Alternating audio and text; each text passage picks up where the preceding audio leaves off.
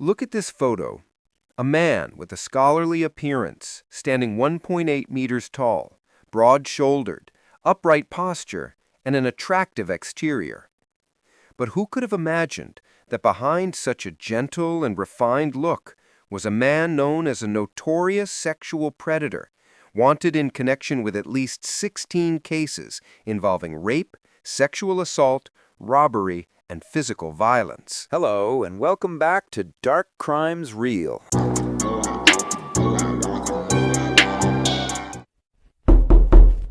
On September 14, 1996, the Damansara Police Department in Selangor, Malaysia, received a report about a missing woman. The person who filed the report was her husband, Chen Guwei. Chen Guwei said that his wife, Yang Xiuling, who was 45 years old at the time, had previously worked as an accountant for a company. In 1991, she gave birth to their daughter. To better care for the child, she quit her job and started taking on small freelance accounting jobs from home. To attract clients, she often placed advertisements in newspapers offering bookkeeping services. Over the next few years, she got a steady flow of work using this method. On the afternoon of September 13, 1996, she called her husband's mobile phone and told him she was going to a McDonald's in the town of Wanda to meet a client with the surname Tran to discuss some accounting matters. She said she would be home in time for dinner that evening. But she mysteriously disappeared. Her husband waited for her to come home, but couldn't reach her cell phone, which made him extremely worried. He went to the McDonald's in Bandar Utama and checked every place she could have gone. But after searching all night, he still couldn't find her. During the 4 days after his wife went missing, Chen Guwei discovered that someone had withdrawn money from her bank account using her debit card. The first withdrawal happened at 7:10 p.m. on September 13th for an amount of 1,000 ringgit, roughly $243. He was certain it wasn't his wife who made the withdrawal. She had never taken out such a large amount at once, let alone traveled around making multiple withdrawals. In the following days, someone made 15 separate withdrawals at bank branches in Selayang, Bukit Minden, Kepong, Bangsar, and Klang, each time withdrawing the maximum amount of 1,000 ringgit. After discovering this on the 17th, he immediately contacted the bank and had the account temporarily frozen. On September 25th, the car that Yang Xiuling had been driving when she went missing was found on Jalan Alor in Kuala Lumpur. More than 10 days had passed, and Yang Xiuling seemed to have vanished without a trace. With this clue in hand, police were certain that the person who had kidnapped Yang Xiuling and used her debit card was none other than Zhaoming, the man they had been hunting for quite some time. Zhaoming, then in his early 30s and a Malaysian native, was described by police as dangerous and violent. In the first 10 months of 1996, police believed he had committed at least 16 robberies and sexual assaults across the Klang Valley and the greater Kuala Lumpur area, often after drugging his victims. Nicknamed the sexual predator, Zhaoming stood 1.8 meters tall with a large and commanding build. He specifically targeted middle-aged women. He always dressed neatly and had a charming appearance, but his methods were brutally violent. Many victims were sexually assaulted, robbed, and physically attacked. In one case, he reportedly pushed a female victim into a garbage bin, causing her serious injury. His approach was very straightforward. He would contact victims using business cards or classified newspaper ads. Sometimes he'd call schools or colleges, claiming he was looking for female students to work as private tutors. A few students, hoping to make extra money, fell into his trap. He would pretend to meet them for business discussions or tutoring work, arranging a meeting at a specific location. Once they arrived, he'd use the opportunity to drug them, then grope or even rape them. He would also steal all the money they had on them. Even though police knew Li Zhaoming was behind these crimes, he was so cunning that no matter what they tried, they couldn't locate him. After young Xiaoling's case became public, the police realized that if they didn't catch Li Zhaoming soon, he would likely continue to harm more women. His infamy began to spread. The police task force launched multiple raids, but Li Zhaoming always managed to escape. To speed up his arrest, Wu Yaxi, who was the director of the Selangor Criminal Investigation Department at the time, issued a wanted notice and offered a reward of 20,000 ringgit, or about $4,800 for information leading to his capture. They printed 40,000 posters urging the public to report any sightings. On December 22, 1996, Guangming Daily printed 30,000 wanted posters. Some were handed over to the police for posting, while the rest were distributed through taxi associations in Selangor and Kuala Lumpur to drivers, hoping to leverage public support to help the police solve the case. Despite the nationwide manhunt and the countless posters plastered across the country, authorities still couldn't find any trace of him. At the time, reports speculated that he had fled abroad, possibly to Singapore, Vietnam, or Thailand.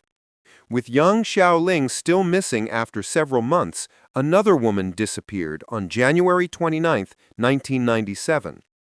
The missing woman was Lin Bilian, 33 years old, a beauty specialist living in Taiping. She had gone out after receiving a phone call and vanished, just like the first case. Her car was found the next day abandoned in a parking lot near her beauty salon. The inside was in disarray. Shoes, hair clips, earrings, and a pile of vomit were scattered across the floor. Inside the shop, all the beauty products had mysteriously disappeared. There were no signs of forced entry at the front door, leading her family to believe someone had used her keys to unlock it and steal everything. The circumstances surrounding her disappearance were eerily similar to young Xiaoling's, and investigators believe this case was very likely also the work of Li Zhaoming. Lin Bilian was unmarried and had worked in the beauty industry in Kuala Lumpur for 6 years. About a year before her disappearance, she returned to her hometown of Taiping and opened her own beauty salon. Business had been going well. That night, a neighbor saw her meeting with 2 men and a woman at a seafood restaurant near her home. They appeared to be discussing business. Lin Bilian, who never drank alcohol, was seen drinking a glass of orange juice at the time. That was the last time anyone saw Lin Bilian.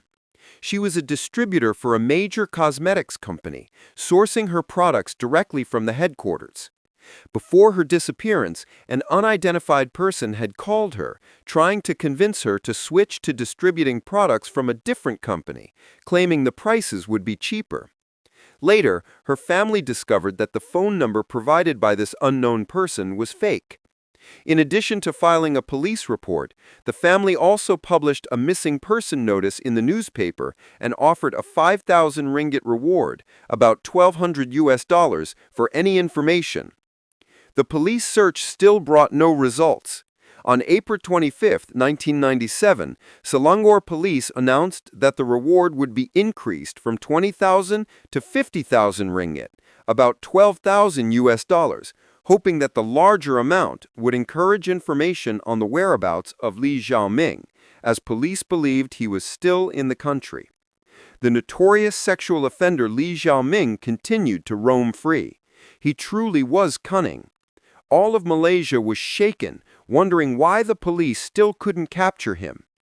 Just over 2 months after the reward was doubled, at around 3:25 p.m. on June 12, 1997, 2 severely decomposed female bodies were discovered at the roadside at Kilometer 3 of Jalan Timur in the south suburb of Kampor, Perak. The location where the bodies were found had originally been an old quarry, later converted into a shooting range for police training.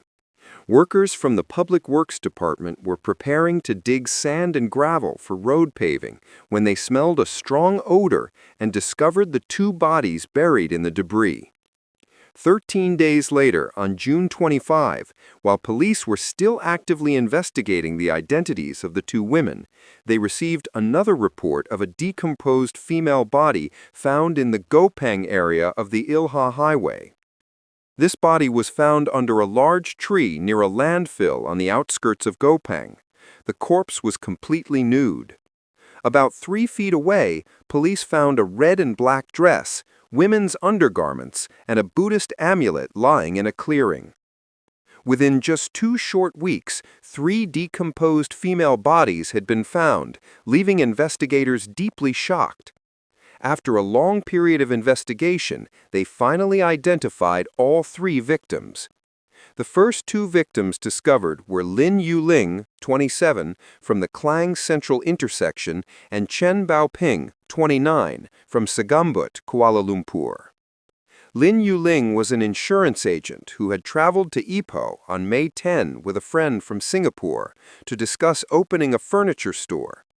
Around 10 p.m. that night, she called her boyfriend in Klang from Kampar, telling him she had been scammed. The call abruptly ended, and she disappeared. Chen Baoping, a wealthy woman and former accountant, disappeared on May 29. A total of 15,000 ringgit, about $3,600 had been withdrawn from her bank account at branches in Ipoh and Kampar, and her vehicle, a Warrior, was also missing. The third victim identified was Zhang Shiwim, only 14 years old, a secondary school student from Ipoh City Garden. She disappeared around 9 a.m. on June 11 after going out for breakfast. The mysterious disappearances of Yang Xiling and Lin Bilian, along with the murders of Lin Yuling, Chen Baoping, and Zhang Shiwen, were all closely linked to the notorious sexual criminal Li Zhaoming. However, on September 2, 1997, Li Zhaoming's path of crime finally came to an end. The chain of events began on August 23, 1997, when a 29-year-old woman living in Kluang, a province in Malaysia, saw a newspaper ad looking for direct sales staff. She called the number to apply, not knowing that the boss she was about to meet was none other than Li Zhaoming. After answering the call, Li used the excuse of conducting a job interview to arrange a meeting. When the woman arrived at the location, he secretly slipped drugs into her drink. Once she lost consciousness, he assaulted her and used a small camera to record the intimate act. He behaved in an arrogant, brazen manner, even using the footage to blackmail her, demanding 10,000 ringgit, roughly $2,400 in exchange for the images. The woman refused to comply and filed a police report on August 28. Based on her testimony and the attacker's methods, the police initially suspected that the man could very likely be Li Zhaoming. Soon after, the Kluang Police Department assigned Detective Zhang, a veteran with over 20 years of experience, to handle the case. Upon receiving the assignment, Detective Zhang immediately launched an operation to capture the suspect. He contacted the Selangor Task Force for support and arranged for the woman to travel alone by taxi to Ipoh on September 1, while he and her husband followed in a separate car. Before arriving at the agreed-upon meeting point to hand over the money, police set a trap. The taxi driver responsible for taking the woman to the location was actually an undercover detective. At around 12:45 a.m., the undercover driver arrived at the agreed location as planned. He pretended to argue with the woman about the taxi fare. As the two argued loudly and time for the exchange drew near, Li Zhaoming could no longer hold back and finally showed up. As soon as he appeared, the police team that had been lying in wait immediately sprang into action and surrounded the area. Realizing the danger, Li Zhaoming made one last attempt to escape. A police officer fired a shot, hitting Li in the leg. The bullet passed through and exited near his buttocks. Even after being shot, Li managed to climb into a vehicle and tried to ram the officers as he attempted to flee. Police gave chase, and after about a mile-long pursuit, one of their vehicles slammed into the back of Li's car, forcing him to stop and surrender. After his arrest, Li looked so different from the wanted posters that at first the officers thought they had caught the wrong person. In the photos, he had short hair and a clean, scholarly face, but the man in custody had long, shaggy hair, a full, scruffy beard, and had put on weight, looking more like an unemployed uncle than a wanted fugitive. The short, spiked hairstyle he once had was now combed down.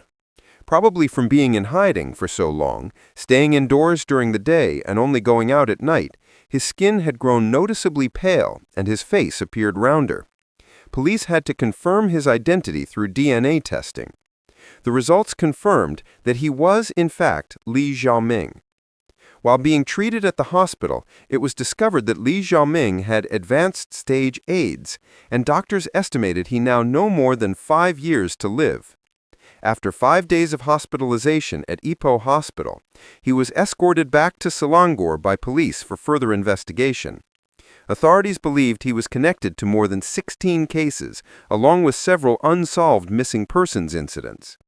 During the investigation, police used psychological tactics to extract information from Li Zhaoming.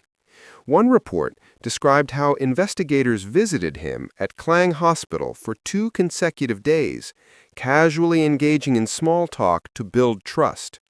Only after a relationship had been established and his guard was lowered were investigators able to draw the truth out of him. It wasn't until the time was right that they officially took his statement. Among the many cases of missing or murdered women, police prioritized the case of accountant Yang Shuling, whose fate had remained a mystery for nearly a year. Around noon on September 16, 1997, Li Zhaoming, lying on a stretcher, was taken from Klang Hospital and led a team of officers to Sungai Tua, Sulang, Selangor. About 100 feet off the road, at the base of a hillside in the forest, police found a pair of women's shoes and a woman's wristwatch. This was the site where Li Zhaoming had strangled accountant Yang Shuling and dumped her body. However, her remains had already been discovered earlier and were being held at the Central Hospital morgue. At the time, her body was too decomposed for identification. After receiving the location from Li Zhaoming, authorities confirmed through DNA testing that the body was indeed Yang Shuling. Police then focused their investigation on 4 other cases suspected to be linked to Li Zhaoming: the mysterious disappearance of beauty specialist Lin Bilian in Taiping, the 2 decomposed bodies found in Kampar, identified as Lin Yuling and Chen Baoping, and the decomposed body found in Gopeng, identified as Zhang Shiwen. On September 26, 1997, Li Zhaoming led police to Kampar, where the 2 decomposed bodies had been found. He denied sexually assaulting Lin Yuling and Chen Baoping.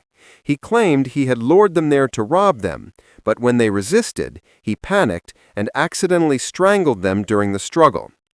About a month later, on October 24th, Li Zhaoming took officers to Taiping. Under his guidance, police dug up a skeleton, and DNA tests confirmed it was the body of beauty specialist Lin Bilian.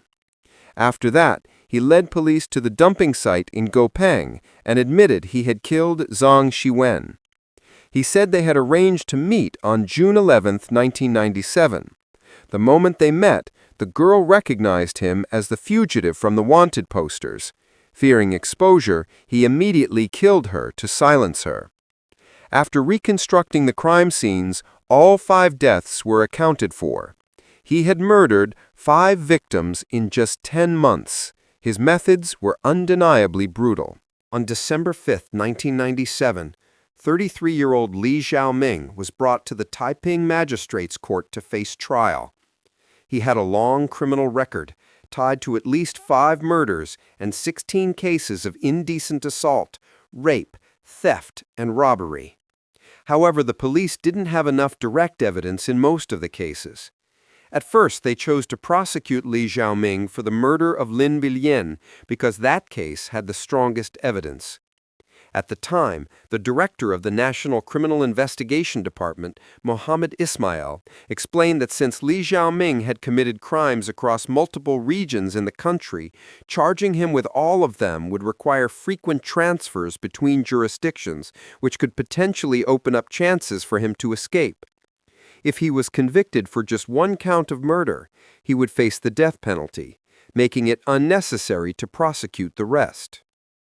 The murder case of Lin Viyan was first tried in the magistrate's court and later transferred to the High Court in Taiping. When the trial began there on February 22, 1999, the case took a major turn. The prosecution amended the charge, reducing it from murder to manslaughter. Li Zhaoming pled guilty to manslaughter and was sentenced to 15 years in prison.